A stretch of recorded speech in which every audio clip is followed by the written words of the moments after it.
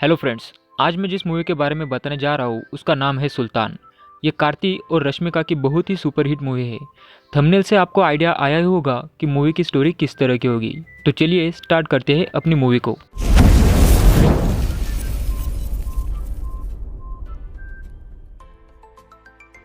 Movie के start में background में कुछ लोग किसी को जान से मारते हुए सुनाई देता है।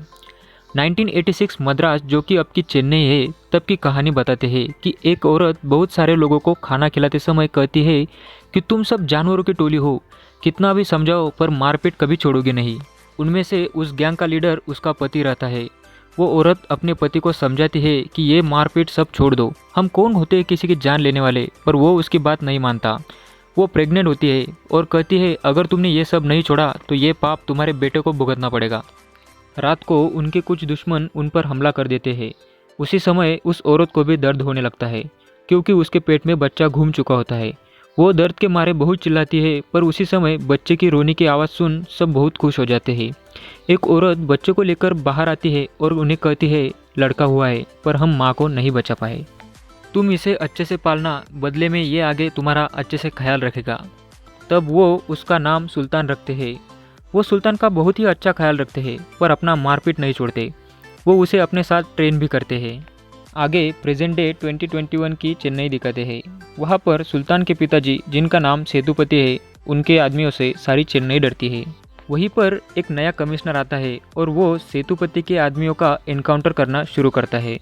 सेतुपति के घर उसके आदमी सुल्तान की पढ़ाई करके वापस आने की खुशी में उसके स्वागत की तैयारी में लगे होते हैं। तभी सेतुपति से मिलने कुछ लोग आते हैं और किसी को मारना है कहते हैं। जब सेतुपति पूछता है तो वो लोग बताते हैं जय सीलम, जो कि हमारे गांव को तबाह कर रहा है, किसी को खेती करने नहीं देता और अगर किसी ने की तो वो उसे मार देता है।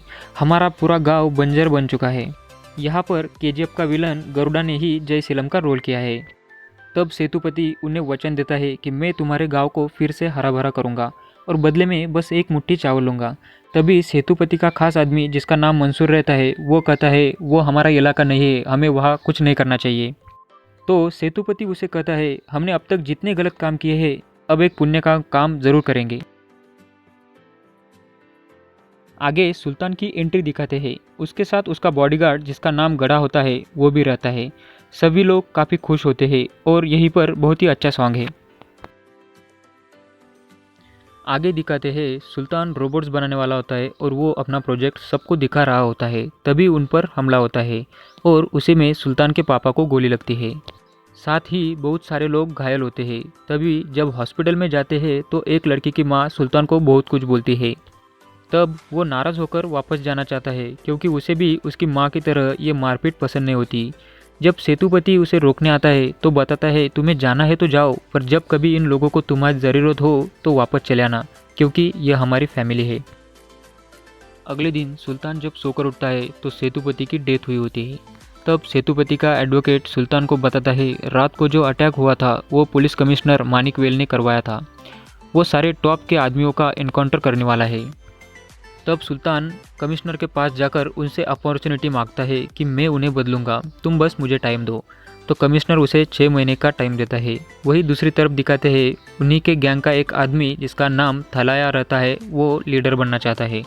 सेतुपति ने जिसको प्रॉमिस किया था उनका कॉल आता है कि रोज़ हमारे गाँव में लोग मारे जा रहे हैं, तुम जल्दी आओ। वो कॉल मंसूर उठाता है और कुछ लोग सुल्तान से छुपकर भेजने वाला होता है तो सुल्तान उन्हें पकड़ता है। तभी उनमें से एक बहाना बनाता है कि मेरे लिए लड़की देखने जा रहे हैं। तो सुल्तान सबको लेकर वहां जाने को कहता है क्योंकि उसे भी इन लोगों को 6 महीनों में सुधारना होता है। तब वो कन्निमनूर गांव चले जाते हैं और मैरिज हॉल में रुकते हैं। उन्हें देख गाँव वाले बहुत खुश होते हैं। अगले दिन सुल्तान उस लड़के के लिए लड़की देखने जाता है तो बाकी सबको हॉल में लॉक करके रखता है। लड़की के घर जब जाते हैं तो वहाँ एक पागल औरत सुल्तान को देखकर कहती है भगवान करुप्पन आ गए हैं, वो हम सबको बचा लेंगे। पर यह सुनकर सुल्तान थोड़ा बिचक जाता है क्योंकि उसे गांव में आने का मकसद पता नहीं होता। उसे सच में लगता है कि हम लड़की देखने के लिए ही आए हैं। आगे रश्मिका की एंट्री होती है, जिसका नाम रुक्मिणी होता है। ये वही लड़की होती है जिसे ये देखने आते हैं। सुल्तान जब पहली बार रुक्मिणी को देखता है तो वो उसके प्यार में पड़ जाता है, पर लड़की दूसरे को दिखा रहे होते तो वो चुप बैठता है। जब वो लड़का रुक्मिणी को रिजेक्ट करता है तो सुल्तान बहुत खुश होता है और अपनी शादी की बात कर देता है, पर रुक्मिणी उसे रिजेक्ट करती है। तब भी वो वहाँ से हंसता हुआ जाता है। यहाँ पर भी बहुत ही अच्छा सॉन्ग है। अब सुल्तान बस उसे फॉलो करने लगता है और उसे इम्प्रेस करने के बारे में सोचता रहता है। उधर सुल्तान से छुपकर मंसूर और उसके लोग जय सीलम को फॉलो करते हैं। सुल्तान हर टाइम रुक्मिणी से बात करने की कोशिश करता है, पर वो उससे बात नहीं करती।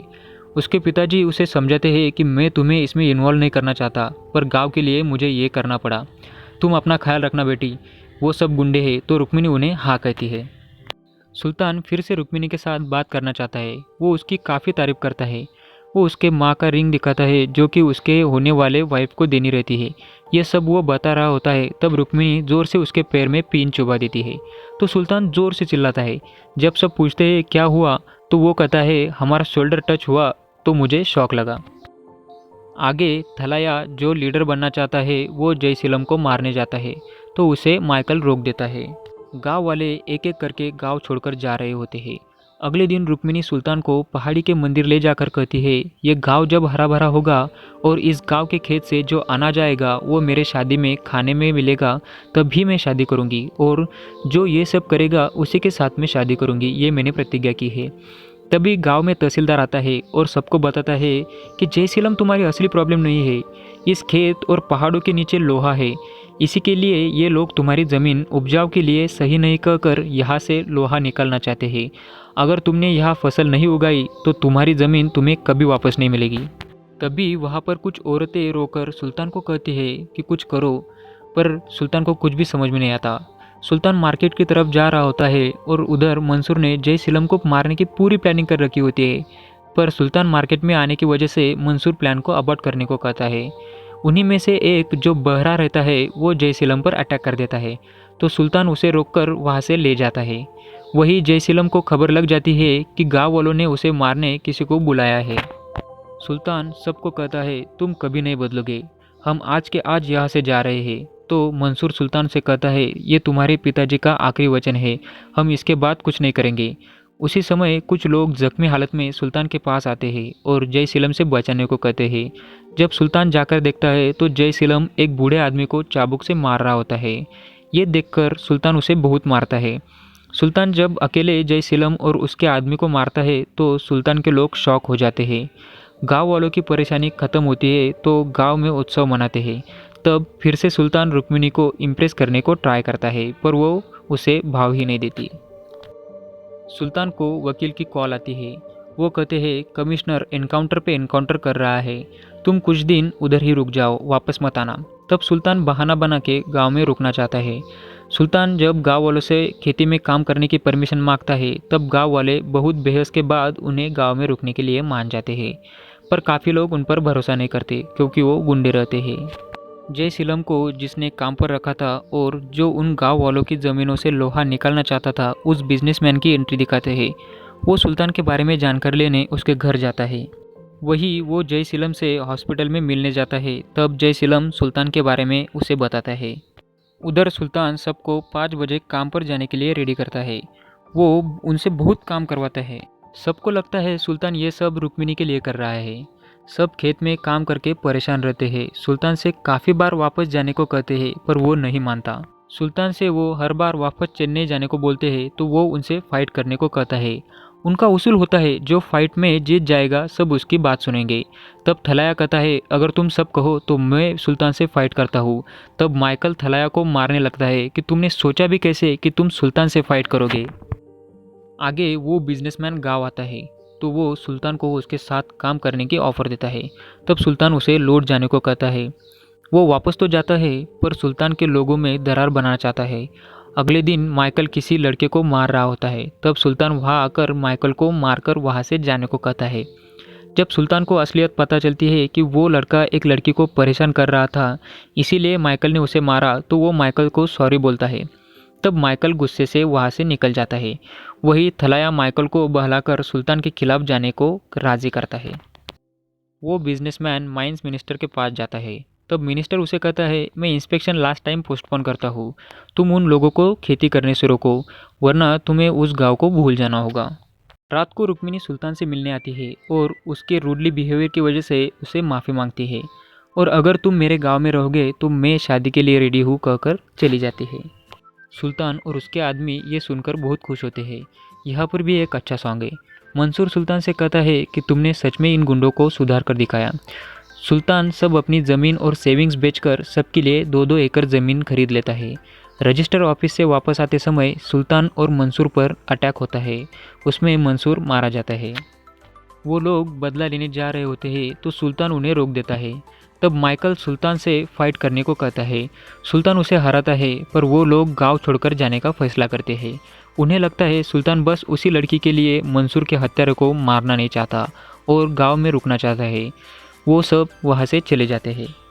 दूसरे दिन जय सीलम सुल्तान को कॉल करके बताता है कि गांव में एक भी आदमी को जिंदा नहीं छोड़ूंगा, मैं आ रहा हूँ। जय सीलम गांव में आ रहा है ये सुनकर गांव वाले सुल्तान को वहाँ से जाने को कहते हैं, पर वो सबको जाने को कहता है और अकेला वहाँ रुक जाता है। जाते समय वो खेत से थोड़ा धान लेकर रुक्मिणी के हाथों में देता है और कहता है मैंने तुम्हारी विश कंप्लीट की है, तुम जाओ, मैं तुम्हारे गाँव को कुछ नहीं होने दूंगा। रात को सुल्तान के साथ गांव के कुछ लोग खेत में छुप कर रहते हैं। उधर वो बिजनेसमैन गाड़ी भर भर के गुंडों को लाता है तो रास्ते में ही गांव वाले उन पर हमला कर देते हैं। सुल्तान और उन गुंडों के बीच काफ़ी फाइट होती है। सुल्तान सबको मार देता है, साथ में उस बिजनेसमैन को भी मार देता है। तब जय सीलम भी अपने गुंडे लेकर वहाँ आता है। सुल्तान पहले ही काफ़ी घायल हो चुका रहता है। जैसे ही जय सीलम के लोग सुल्तान पर हमला करने आते हैं तब सुल्तान गधा को कहता है जब तक हम जिंदा है तब तक गांव में किसी को घुसने मत देना। वो लोग आ ही रहे होते हैं तब पीछे से एक भाला आकर उनके 2-3 आदमियों के सीने में घुस जाता है। वो लोग काफ़ी डर जाते हैं। पीछे से सुल्तान के लोग जो गांव छोड़कर गए थे वो आते दिखाई देते हैं। वो लोग सुल्तान से माफ़ी मांगते हैं। उन्हें वकील ने सब बताया हुआ होता है कि सुल्तान ने तुम्हारे लिए क्या कुछ नहीं किया। सच्चाई जानने के बाद वो वापस सुल्तान के पास आते हैं। इतने सारे लोग देख जय सीलम घबरा जाता है। जय सीलम के आधे आदमी भाग जाते हैं और आधे मारे जाते हैं और यहीं पर ये मूवी एंड हो जाती है। लास्ट में दिखाते हैं वो सब लोग अच्छे से खेती करने लगते हैं। सुल्तान को रुक्मिणी मिल जाती है। आपको ये मूवी कैसी लगी मुझे कमेंट करके ज़रूर बताएं और मेरे चैनल को सब्सक्राइब करके बेल आइकॉन ज़रूर दबाएं। तो चलिए मिलते हैं अगले वीडियो में। Thank you.